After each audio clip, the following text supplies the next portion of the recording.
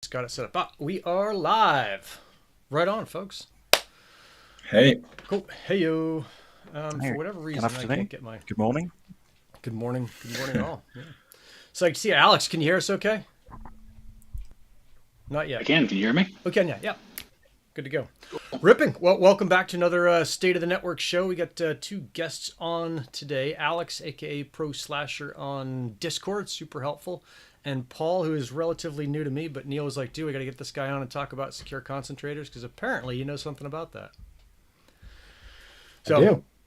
let's see. I got some stuff in the comments here. 619 OTA, good to see you. WTV, that's someone new. Jeff, USMC, president of the Counted For. Always coming in that hard Marine Corps vibe. I like it. Ripping, good to see you guys. So, Dave, start us off with what's going on in the network as far as stats. I know we got a lot of opinions Yeah, getting thrown okay. around. Yeah, we spoke last week about how stable the network is and how utterly boring it is. And right on cue, just to make a fool of me, things dropped the next 2 days. Instantly. Um, It was so quick, wasn't it? As soon as you said it, it happened. I noticed that it myself. I was like, oh, happened. crap. It didn't drop massively, but it dropped noticeably based on the stability we've been seeing. So we went from like 190,000 hotspots beaconing down to 175. But almost as quick as it went down, it shot back up again, and again it was relatively stable. I did notice yesterday, because I was playing around with my off-grid, that things seemed to have been dropping yesterday, and went around the stats again today. Yes, in fact, it did drop yesterday, and total rewards yesterday went down to about 45,000 HNT rather than the 50,000 target. And again, beacons dropped from 190,000 down to about 170,000. So we seem to be seeing this period of stability, and then it drops to almost the same amount every time. I don't know. I don't know if it's coincidence or it's due to something else. But I'm hoping that next week we'll be able to have a better report, because today there are some chain variables going live that should address the hex issue and the rate of beacons. At the moment, the target's 250 beacons uh, per, per block, and we're looking at about 170, 180 actually being received and working. So there was an announcement last week that there's a couple of change variables that should hopefully address that going live today, although I've not seen that it's happened yet. Once that happens, we could see maybe 10 or 20% more hotspots beaconing, or we could see the same hotspots beaconing 10 or 20% more. So we'll have to keep an eye on that and see whether it actually makes things better in the network for everybody, or whether it just fixes things for a few people. So, but yeah, I guess the news is there is no news. It's pretty stable. It's not where anybody wants it to be yet.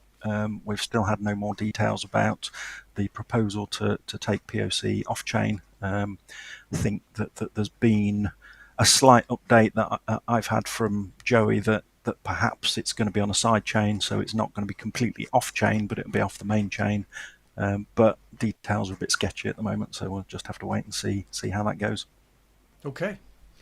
Dig it. And I'm seeing in the chat you're getting some feedback. Dustin's talking about likely no chain vars updates today because we need a validator update. I'm just behind on all this stuff, so I gotta. That was for today though. That mandatory update date for validators was today, so they should be turning it on today. But that H3 deck stuff won't affect everyone. Just to be No. clear, there's a really easy way to tell if you're going to be affected by this. Are you in a Res 5 with less than 50 hotspots? If you are, after this update, you'll likely beacon more. If you aren't, then you'll likely beacon less. That's the easiest way to see it. So look at your Res 5. If there's less than 50, you're likely to beacon more after these activations go live. But then the whole network, we should get 30% more POC, depending on what updates are going live today, if they go live today. Cool. And Gold from obviously Neil.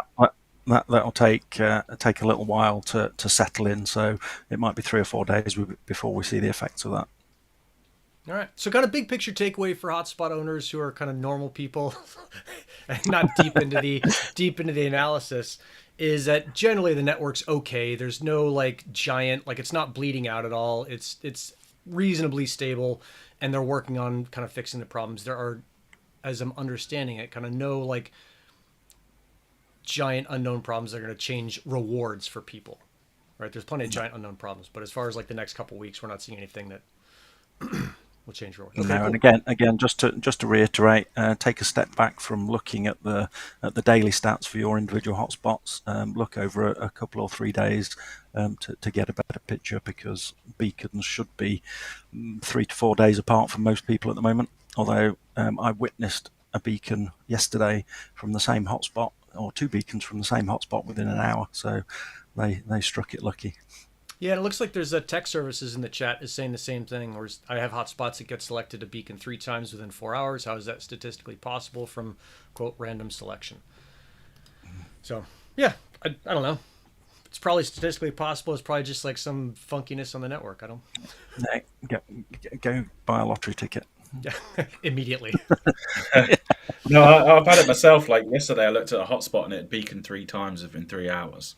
Yeah. So it's really weird to see. But then before that, its last beacon was 6 days. So it's one of those ones like it's still random, but not that random, right?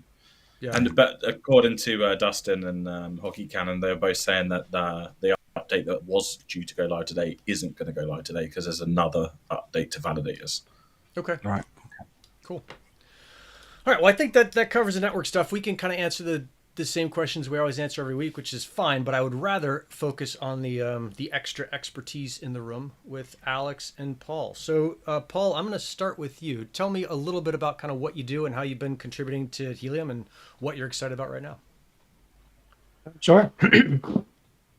Yeah. So let's see. I am just a regular guy, Helium enthusiast. I've been following the project for over a year now, and my background is computer science and electrical engineering.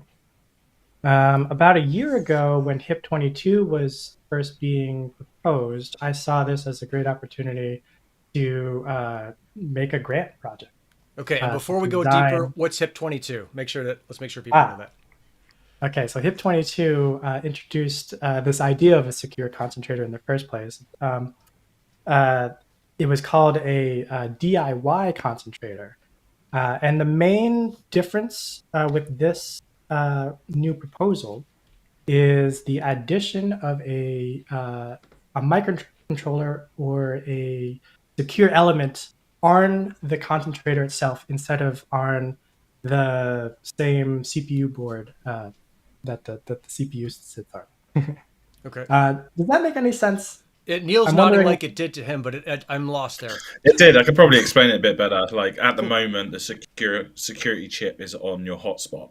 Okay. So if you have access to the root system, you can ask that security chip to sign absolutely anything, including fake data. Okay. So what they're doing, the idea with 22 is to move that secure element on the LoRa concentrator card, so it can only sign things it physically hears. You could fake data being presented to it, but you couldn't just ask it to randomly sign anything.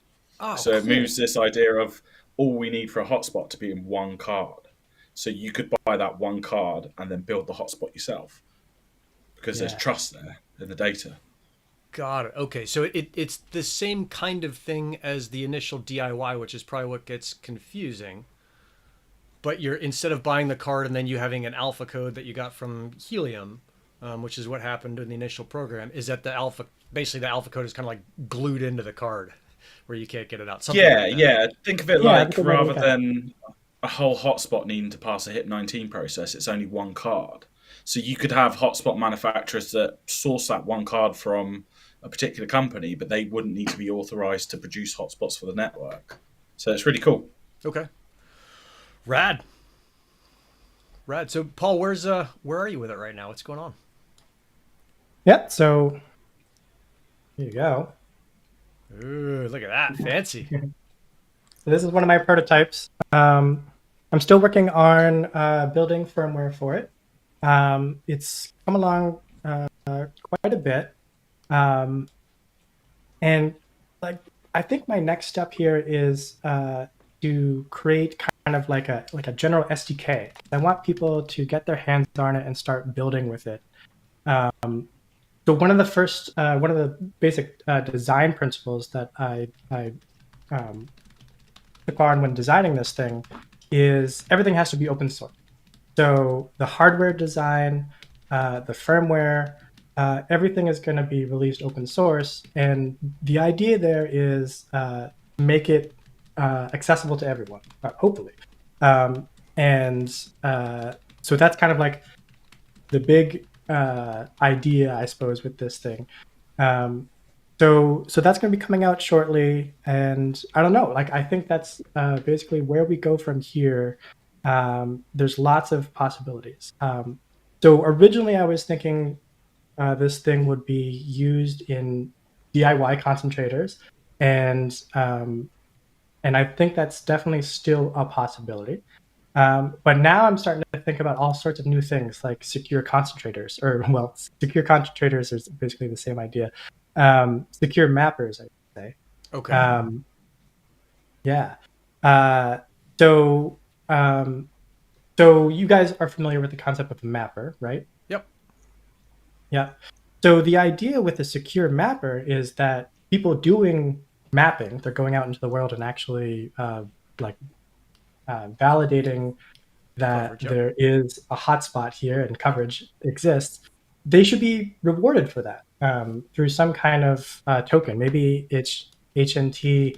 Maybe it's one of the new types of tokens that's going to be coming out with HIP 51 and 52. There's a lot of stuff in flux with the future plans of the network. But my hope is that we can use the basis of this design to make stuff like that a possibility. Yeah. Because before, that idea was just not possible. It would be way too easy to game the system without a secure concentrator. And so, yeah, so I think it opens up a lot of possibilities. It's a cool thing, and so it brings up two things, and it's actually a nice segue over to Alex. But I'll start off with this idea that I think of myself as generally a good actor. Like I'm interested in trying to make sure that Helium is better. I'm not interested in gaming or stealing HNT or like unfairly earning HNT. And so when you have that outlook, which is I think is common across some portion, some giant portion, 90% say of Helium, is that most people are in it to kind of to do the right thing and to build a cool thing and be part of a project and not try and cheat. And of course, there's always 10% or 20% people who will game and cheat, but it's really difficult for people who have that kind of good actor outlook to understand the problem with mappers right now. Because I get people all the time who are like, "Hey, I took my Glammos to this area and there's no bobcats, there's no hotspots there. Why isn't anyone doing anything about it?" And it's because of this problem that you're trying to solve, is that even though you are a good person doing kind of good mapping, there's no way to prove that in a way that a bad actor can't currently fake. And so that's kind of our giant problem, and that sounds like what you're trying to solve. Yeah, if you ask me, the Helium network, I think this idea of security kind of came as a second afterthought. I think it was let's build this fast and see if people will buy hotspots and prove the concept. Yep. And then I think people quickly realized, hey, we need a HIP 19, or we need something like HIP 19 where we can trust that these hotspots are being legitimate and are broadcasting and actually producing real coverage. And so that was great for the network, and I think it was ultra important. I think gaming would be outrageous at this point if there was nothing like HIP 19. But I see this as kind of the next evolution of HIP 19 to make it really secure and trustworthy. Yeah.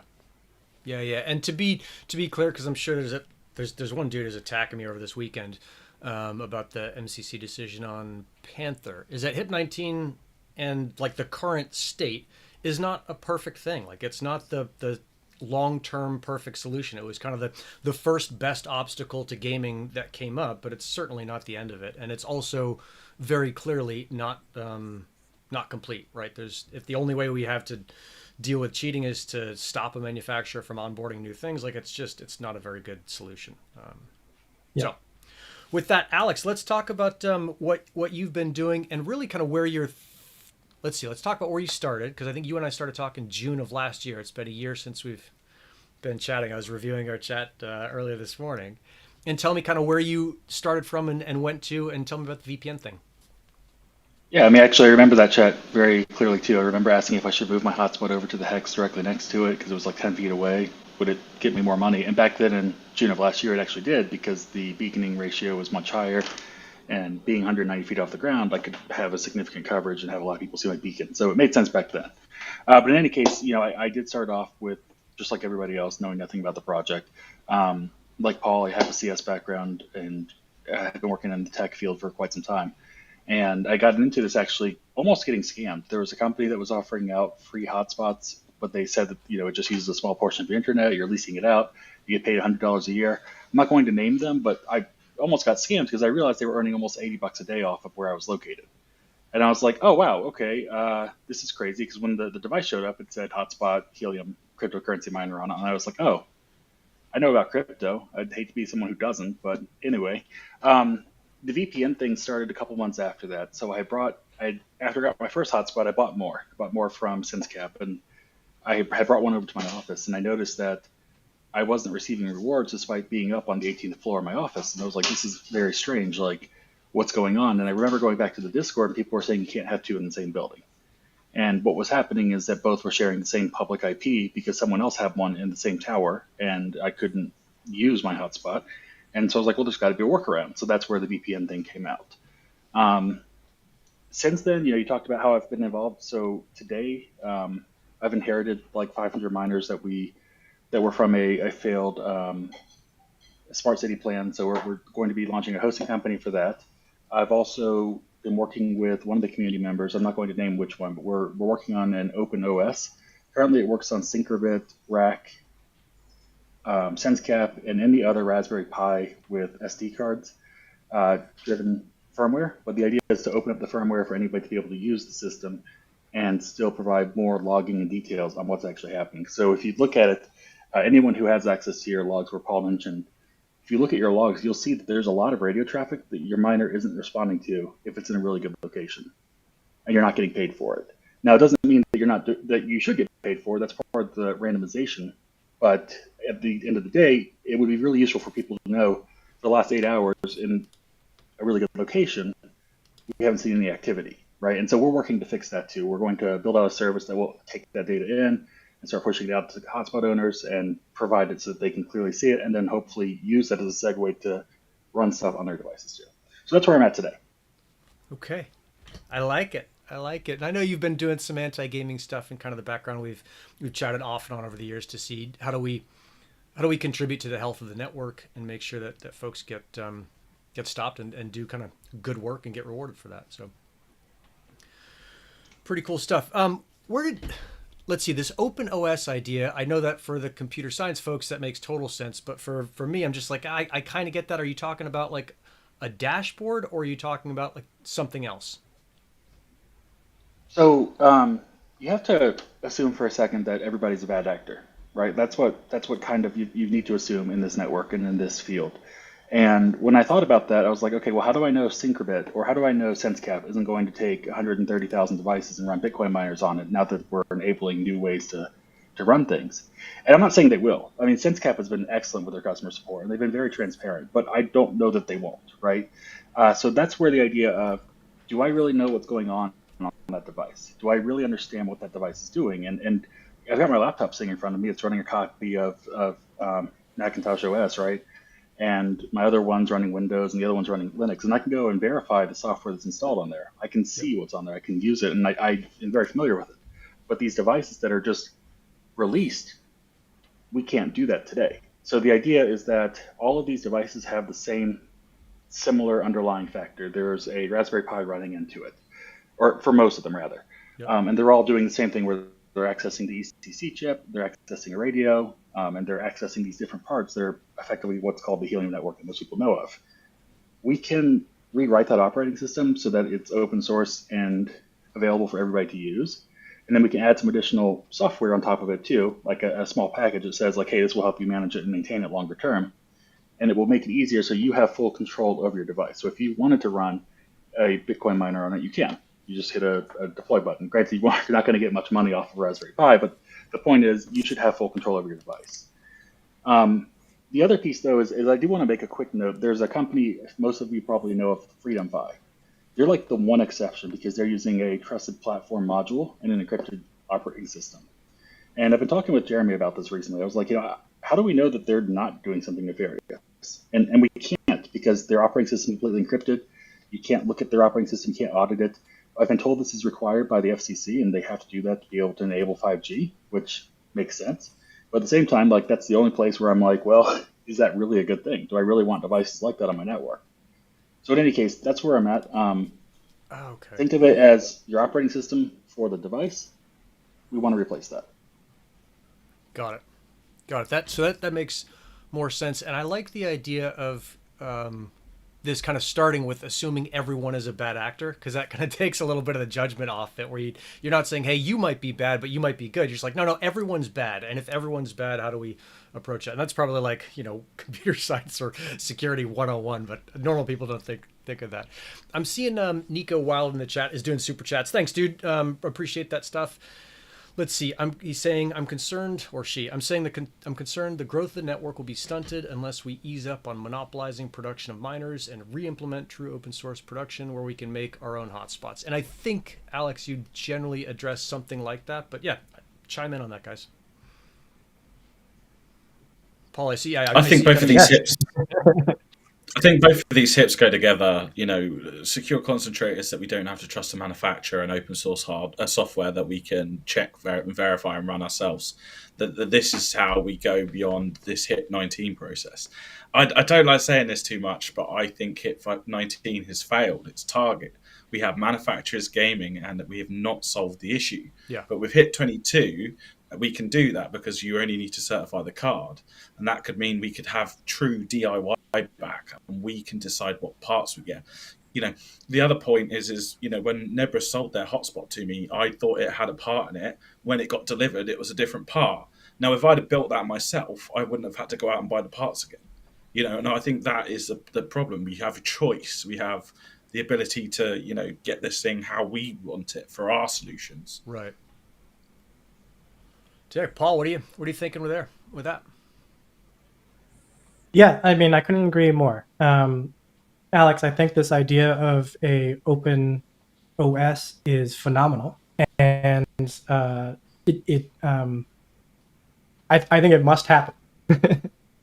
It's so true. That's kind of like the problem with IoT devices in general, right? Like, we're inviting all of these devices into our homes and connecting it to our networks, and really we don't know what is running on those things. Are they running Bitcoin miners? Is there some other company making profit off of our stuff? The Alexas in your home, the Amazon Echo devices, are they listening all the time? Not to go down that path, but I think it's so important for the future of IoT to be open. And so I love this idea of the open OS. It kind of, I'll just play not the devil's advocate, but like the popular advocate, is that the open OS stuff always seems like it's better, but it's more complicated. And so one of the things we've seen with Helium is it's really engaged a bunch of people who, this is not the right way to say it, but I'll talk about me. Like, I don't know what I'm doing when it comes to computers and technology. Like, I have no idea, right? I can certainly carry a backpack into the mountains and drill holes in the rocks and like put stuff up and have a good time.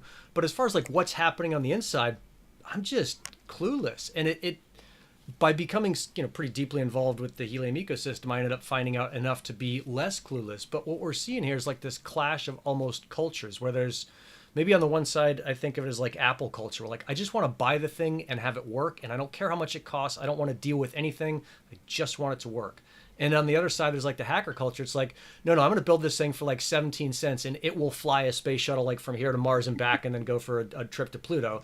And maybe it'll be 19 cents. Like, there's these like really wildly different pieces. How do you guys But how do so you guys think about that's that? what that's the great thing about open source, right? Is because once you make it open, um, one company can come along and make it foolproof and super easy and just one click install, right? And then another company could come along and go the opposite and cater to a different group that wants to customize every little bit, Yep. every little thing. Yep. And you just can't get that when you're working with closed source proprietary stuff. Got it. So basically, the argument here is like, hey, the environment should be competitive, and you should be able to make any choice you want, right? If you want to buy the thing where it's one click install or whatever, one button push, great. If you want to buy the thing where you build your own from scrap parts, that's your call. Yep. Okay, love it. Alex, tell me a little bit more. Like, you had started this business, this virtual private Pi network, and I think I put all the links in the description to both of you guys, to Paul and to Alex, so anyone watching this can go check it out. When we didn't have the problem we have today, or it wasn't as big, or when the problem we have today wasn't solved as far as getting off relay, and so you're selling these like Pis that were pre-installed VPNs, right? Is that right? Right. Yeah. And then where do you see, I guess the question might be like, where do you see that a business with Helium going, or are you kind of shifting all of your resources over to the open source side and like, this VPN thing is not going to be that compelling? Well, to be fair, the VPN thing was never compelling. I didn't charge a rate to make it compelling for myself or for anybody else. I mean, I charge basically what I was purchasing the Raspberry Pis for, and I charge, I think, 1.5 times what I was actually paying for server costs, Right. which I use to pay for the actual costs of running the servers themselves. So I'd be happy to produce books. I never actually profited off the VPN business because I didn't feel right doing that transparently. I know that's weird in our world where we're like, oh, like let's earn as much as we can. But for me, it just didn't seem right because I know people were going to use it to game.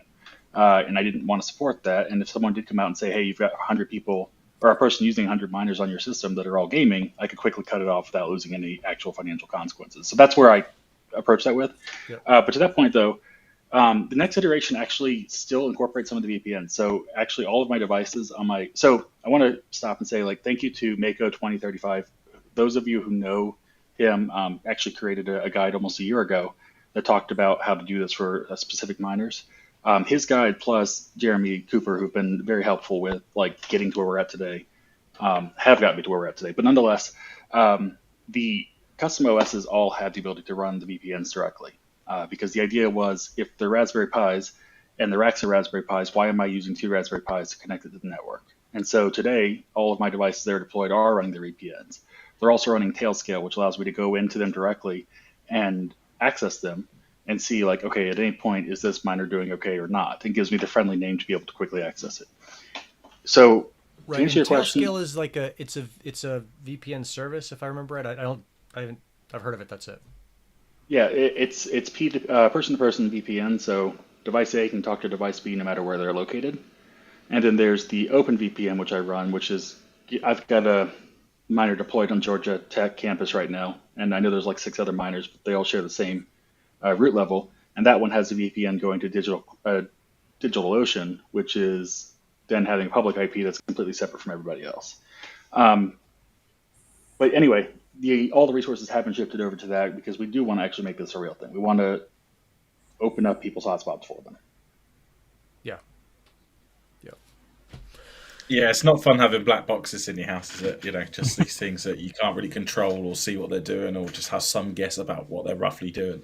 The end goal should be that everyone can do anything they want on this network, and gaming stopped. And having these hardware fixes and software to do that will do it. But I like open source because it just means that there's a million eyes on it rather than a very small subset of people, that miss things.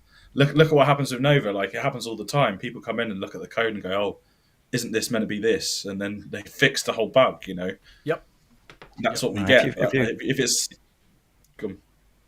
Yeah, if you think back to when people started introducing fast sync, all the different vendors use different methods of doing it.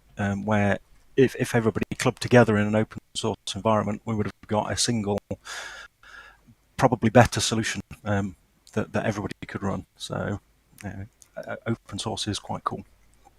Yeah, it's super cool. Like when it's the right thing, but sometimes you just don't have the time to figure it all out. or the background to understand even what the problem was. I know when I came in, it was just like, well, the problem is clearly getting the best antenna. And then you realize like, oh no, that's not the problem. So yeah, like figuring out what the issue is.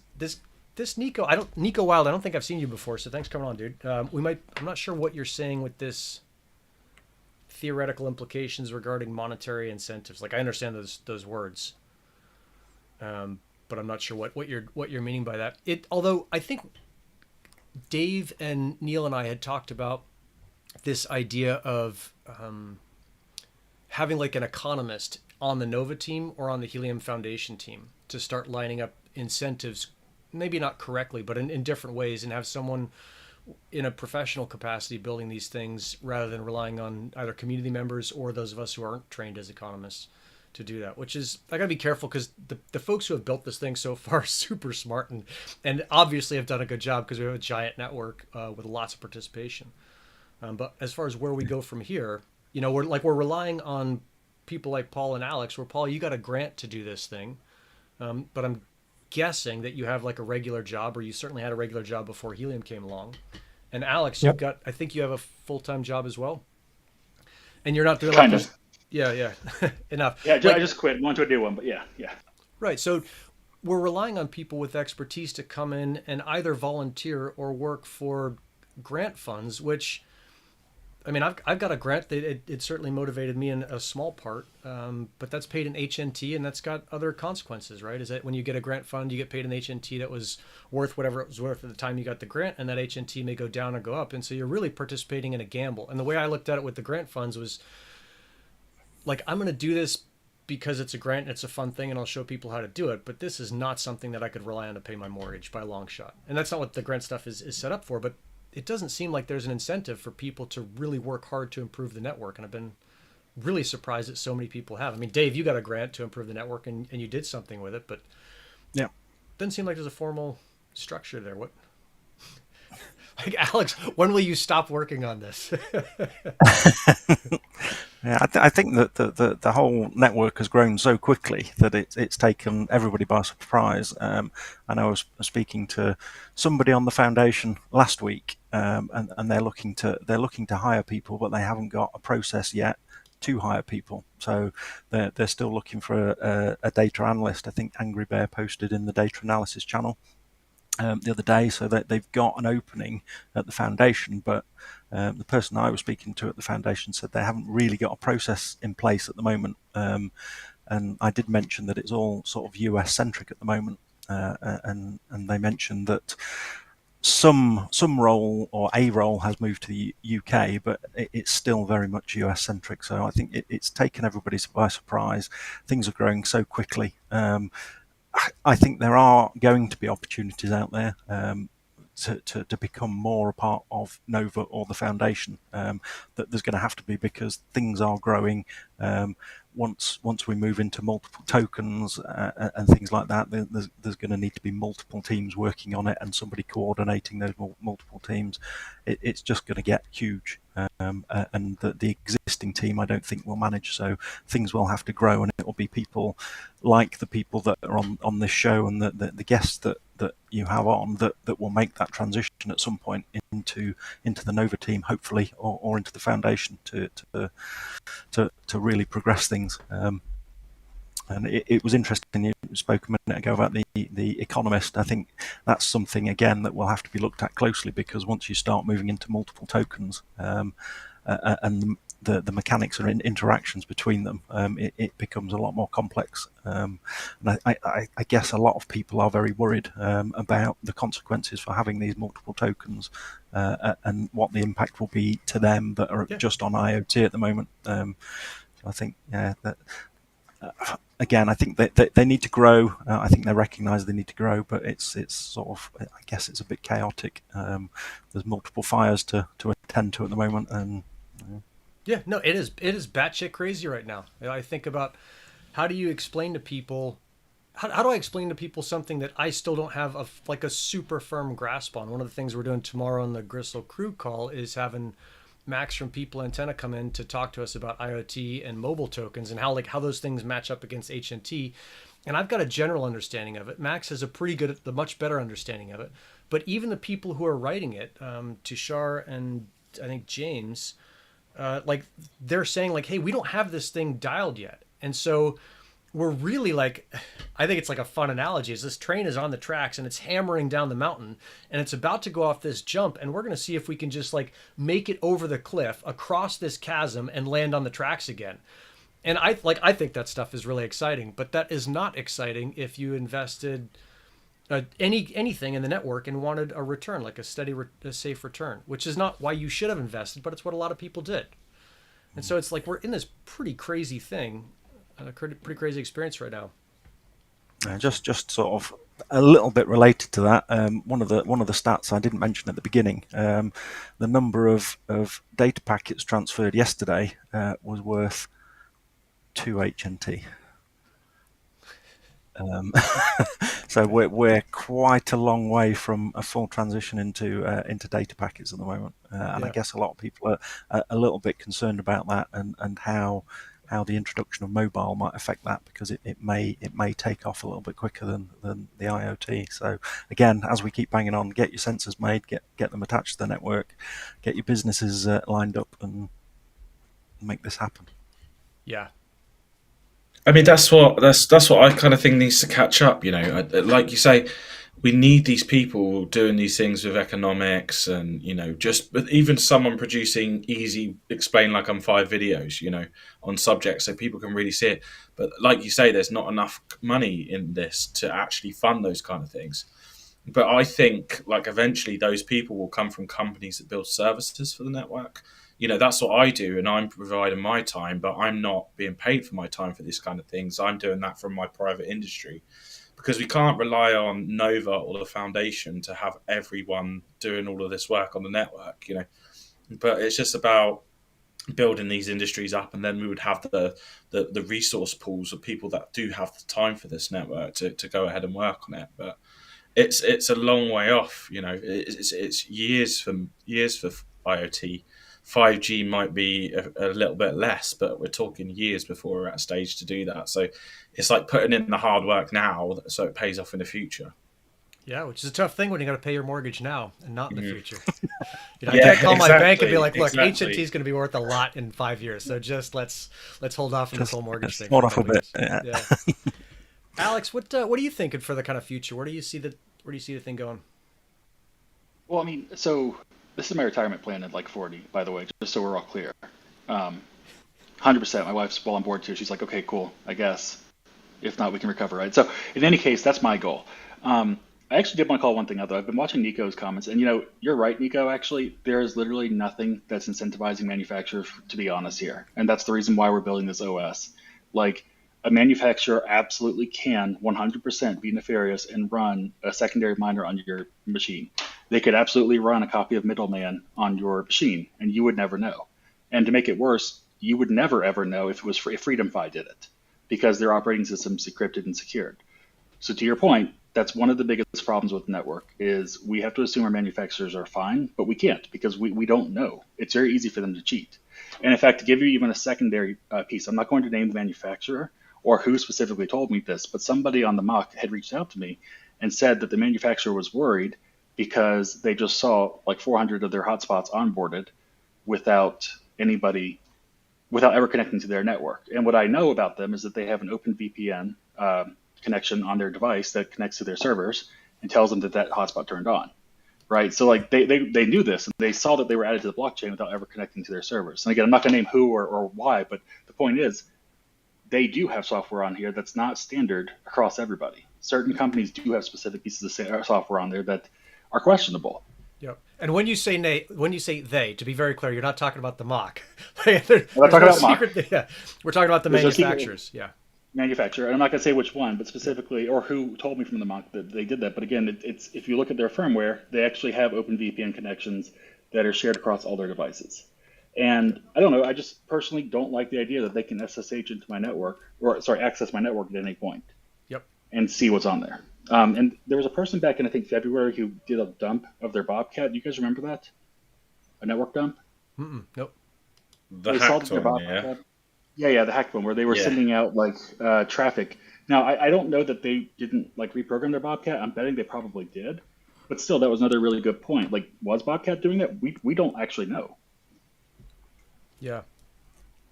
And we don't have the tools either to do this. And I think this goes to, the current thing that's happening with Panther is that the tools don't exist. And with all these networks, if you assume all of them are bad, which I think is a really helpful assumption, I wish I would have thought about that a year ago. And how do you stop bad people from behaving poorly? And you look at this like, well, the only thing we can do is like, okay, if there's a burglar in the city, we're nuking the city.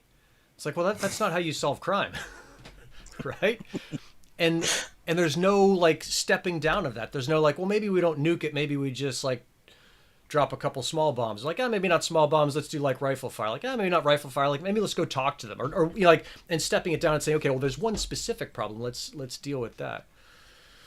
So, yeah. Yeah, You know what I think this is all going interesting to be is there is a new idea proposed in HIP 51 or 52 about staking for or against hotspots. Yep. So I think that's a really kind of interesting new idea, and so you can see the people behind the HIPs are really trying to address those specific problems. Yeah, I think it's yet to be seen if that concept will be effective. Yeah. But at least we're getting somewhere. At least we're talking about new ideas to address this problem of gaming. Yeah. Yeah. And I mean, interestingly, this is something we also talked about kind of internally here is that we're thinking about either doing like a separate podcast or just adding some episodes to this one where we, as funny as it sounds, I'll just read the white paper and explain some of the math parts after getting someone to tutor me through it so I can help explain them. Because in the white paper, a lot of this stuff was addressed. And then as part of the other podcast episodes, interviewing some folks who wrote the white paper and saying, like, why didn't this proof of serialization thing happen? Why didn't we get to this, proving accuracy on using lore? Like, why didn't these things happen? Because a lot of this stuff was thought about early on, but for one reason or another, and I'm sure someone understands it, it's just that I don't, these things didn't go through. It's pretty interesting to see kind of where the initial thought process was versus where we are now, and how did we get here? Which is why I'm in it. Like, I think 5 years from now, this is all going to be just noise. And 5 years from now, I'm going to be very happy that I got into it on day one, or at least year 3. Yeah. Yeah.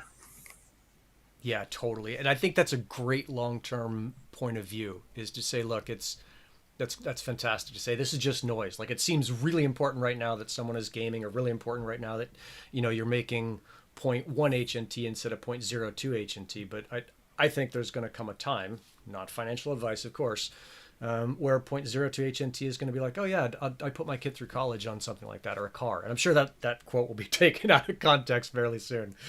But yeah, we're going to see some pretty cool stuff.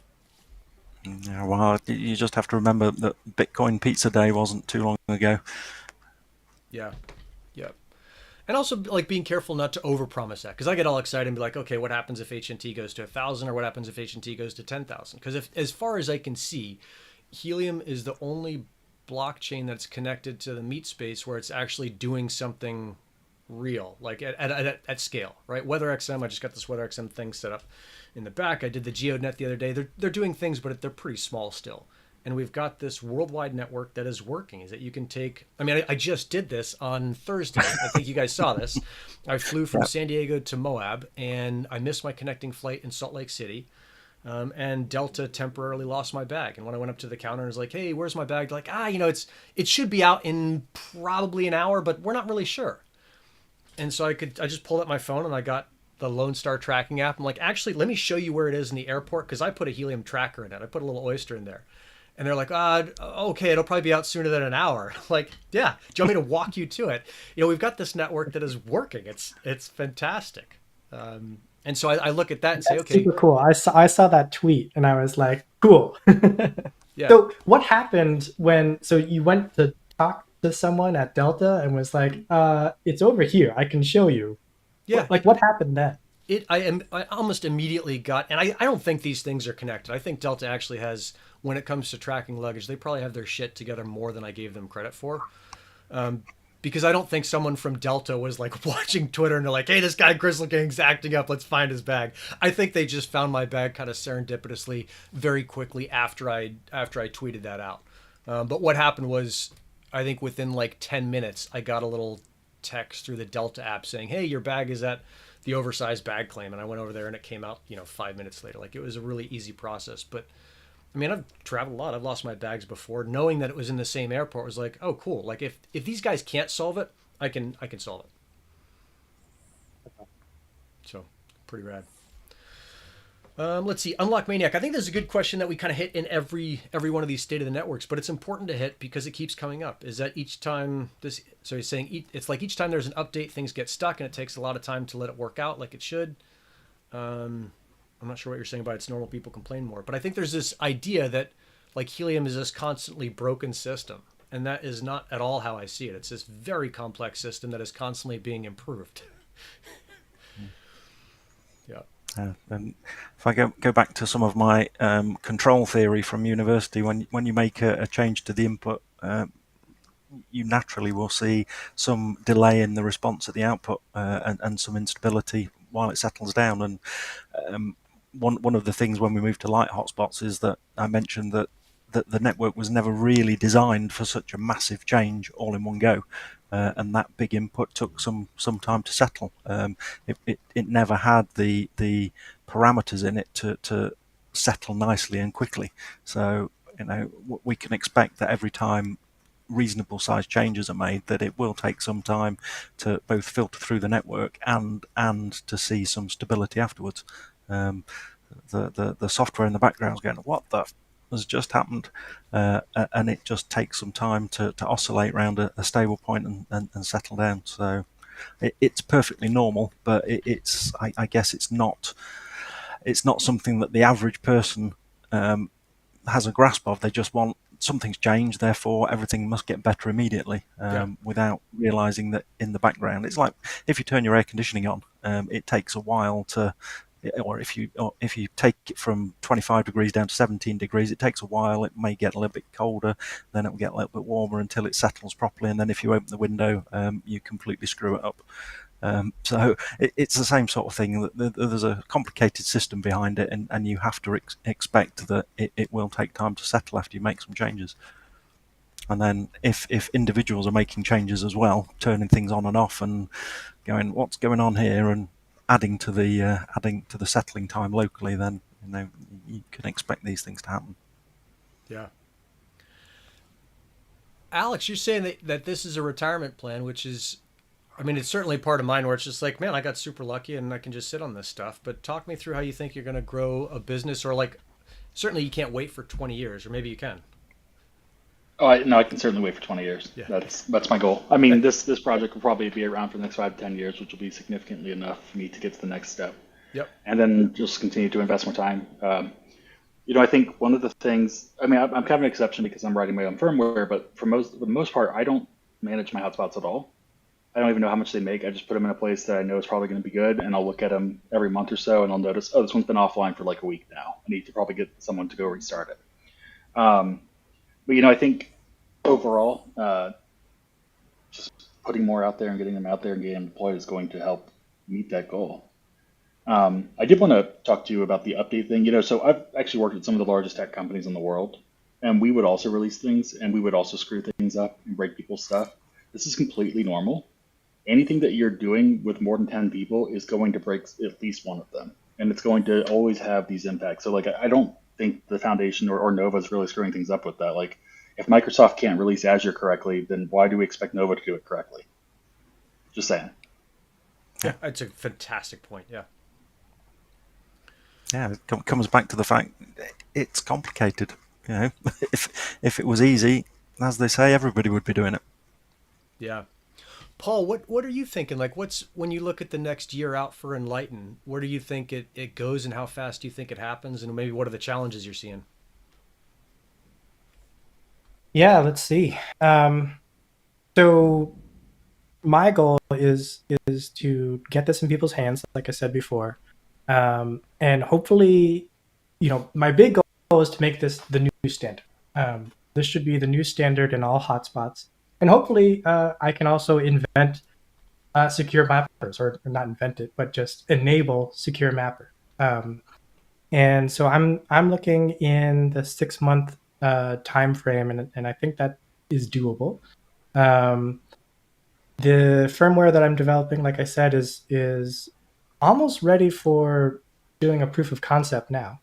Um, and you can actually go check out. I'm doing all the development in the open, so you can go to my website and check out my Git repository. And I would love all feedback. Like I said, everything is open.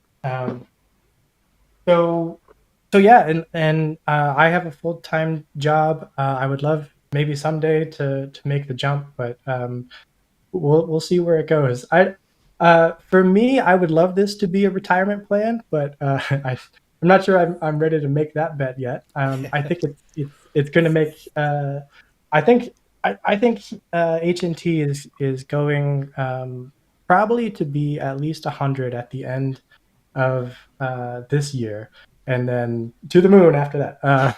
Yeah. Nobody makes wild statements on this show. Yeah. They come back and bite. I'm seeing Joey Hiller in the comments. Joey. Hey, there's one thing that Unlock Maniac is saying in the comments as well, and I just want to make sure that A, you're heard, and B, that I agree with you, is that you're saying, I understand bugs will always be there, and when you do something new, don't want to be or unrespectful, but it's not good for the trust and faith last 3 months. Yeah, 100% is that the Helium network has lost a lot of trust and faith in the last couple months due to the giant changes. Like, I don't think we can ignore that or say that everything is just fine, like just keep going. It's like, no, it's a giant crazy rolling train or plane on fire, and we're trying to keep the thing in the air, and everybody's got a little job to do, and sometimes your job is just like be a passenger and not scream. But man, that's not a fun job at all, and I get that. And that means that I talk to a lot of people, and a lot of my private clients will come back and say, hey, we did that consult last year, and that was when it was making enough to pay off my mortgage, and now it's not. Like, should I stay with this thing, or should I find something else? That's a reasonable question, right? And only you can answer, because it's kind of based on the faith you have in the future of the network. But I think you're seeing the 5 folks who are on this call, who all seem to be pretty darn competent in both their jobs and in Helium. I mean, I'm sticking with it. I'm going to keep on crushing with this thing. I'll put up another hotspot as I see, if there's a great opportunity. I'm going to do the 5G thing. I'm going to do whatever the next thing is. Like, whatever they roll down, I think Nova at the core and Helium Foundation at the core is smart enough and driven enough to be successful. And I'm just going to hang on for the ride and contribute where I can. And I think that's a reasonable plan. I could be wrong. Yeah, I've got to jump on you guys, because I'm much closer to retirement than you are. Yeah. Or natural Much retirement. closer. Yeah. Yeah. Neil, what are you thinking, dog? What's going on? I mean, I think the fundamentals are the thing that draw me to this project so well, but I think it could just be so much more than it is, I'm always brought back to this idea of the Bitcoin's idea was to have a node in everybody's house. Right. We've achieved that with Helium. We're getting them in so many more people's homes than Bitcoin miners ever were. I think we could be something way bigger than it is, but it's about having people put the effort in to build those solutions, and that's what we really need. A lot of other chains have got diehard fans that are doing everything they can to help the network, build the network. But we seem to be lacking that quite a lot. There's a lot of people in it just for the pocket ends. But they're few and far between. But when you meet these connections that are looking towards the future, putting their time in now, it's just they need help. We need more people helping, every aspect. I mean, Paul, I think you've got some problems that you wanted some help with, wasn't it? Wasn't it the heat sinks and things like that for the cards? And, Paul's doing everything himself. Yeah, I mean, I would. Right. So I don't have all the expertise. There's a couple things that I know I need to do that I could really use help from, like a true RF engineer. And hopefully I will be able to get some of that help. But yeah, like to your point, Neil, I think we're still kind of early days. I think the institutions will still come together at some point. But I think it's hard to realize that how early we are still. And there's just so much more to come. Cool. Yeah, Alex. Any kind of closing words? We're wrapping this thing up. You seem a lot wiser. I see you on Discord, and every so often you get like really irritated with stupidity. But talking to you, it's like, oh man, you're a super reasonable, sensible guy, and who's ultra competent. Is what are you thinking as far as going forward? I mean, again, I don't just do what I say and like follow me just because, I seem like I know what I'm doing. But at the end of it too, like I really do believe in the project. I believe in 𝗚𝗏𝗏. I think he's a great guy. I think he's a really smart engineer. Jeremy Cooper's a really good guy. There's a bunch of different people I've met from the Nova team that, I would hire them on my teams at other companies too, because they're really good at what they do. Yeah. And yes, they've missed some marks. And yes, there's been some things that have been some rollbacks and some things where we're like, didn't you test this? Why didn't you test this in your testing environment? And then you kind of learn some of the intricacies of that and that question. And it is what it is. Like they're growing. They're a new startup and they're growing rapidly and they're trying to get this thing to life. So they're going to miss some things along the way. But I really do believe in the project. But that's where I'm at. I think we have an excellent opportunity to really build the next generation of network that's not controlled by the big three in the United States or the big whatever in every other country, and hopefully do something with it. Yeah, love it. Love it. Let's see. Last thing I got in the chat, Forrest Kramer. I'm trying to think. I saw someone else I wanted to make sure I shouted out. Is asking about a specific place to start reading about mappers. Joey, if you're on here, do you want to drop a link into building your own mapper? Or who's the other guy that does a bunch of the mapping stuff? Is it Disk91 that's got? No, he's got the field terminal, the 𝗚𝗏𝗏 field terminal. Is that mostly for hotspot tracking, but also for mapping? Neil, what do you got up there? Yeah, the 𝗚𝗏𝗏 terminal's Paul's version of a mapper that has a live display of every hotspot in your area. So it's really nice to use. And that's just disk91.com, right? It's for sale on Seed's website. 𝗚𝗏𝗏 terminal, I think it's called. Yep. Cool. I'll just drop that in the notes so he's got it. And that stays in there. Ripping. Thanks, Joe. Cool. Well, thanks, fellas. That's super cool to have you guys on here. Any kind of last words? Or let's see, Paul, your website is on the description here in YouTube, but just in case it's not and someone is listening, because this is now also an audio podcast, where should they come find you? Yeah, so check me out at enlightensystems.com. That's NLIGHTEN-systems.com. Yep. Dig it. And then Alex, is there anything that you want to, anywhere you want to send people that they can come find you and learn more or learn from you? I mean, you can always go to my VPN site. That'll still be up until July 21st, virtualprivate.pi.com. But for the hosting company and the Secure OS, we'll be coming out with news in the Discord and hopefully maybe a show like this in the future to get more people onto that. Right on. And did you get a grant for that, or you're just doing that rolling on your own? Yeah, I did roll it on my own. I probably should reach out to them and probably do a proposal to that point. Something I didn't consider. Yeah. That's a funny thing is this Helium Foundation has got the money as far as I can tell. There's lots of it. It's just figuring out how do you get it to the right people and how do you make sure it goes at the right time and the rest of it. So very cool. Neil, Dave, anything to close this thing out? Yeah, I just think No, nothing there. Okay. Now, I think get involved. So if you're seeing people on the show that are doing things that you're interested in, reach out to them, see if you can assist them. As Paul said, he needs some help with some stuff. I think we mentioned last week it's all about collaborating and getting people together with different levels of expertise in different areas to put out a polished system or product. Yeah, totally. That's a great thing. And good. Yeah, I was just don't try and go it alone. Reach out. Yeah, and Paul, for Enlighten finding an RF engineer, it's not a super. It's not the best solution. Like you won't get a million resumes right away, but the heliumjobs.io is out there for for that. And so you can post something on there. It's free to post. It's free to, everything on that thing is free right now. And that's been a pretty good way that I've seen clients have find mostly like installers back when it was batshit crazy. But you might as well post it up there and see what's going on. Unfortunately, the best RF engineer I know has been snapped up by Nova. So whatever they're paying Jeremy Cooper, it's probably not enough. That guy is a wizard.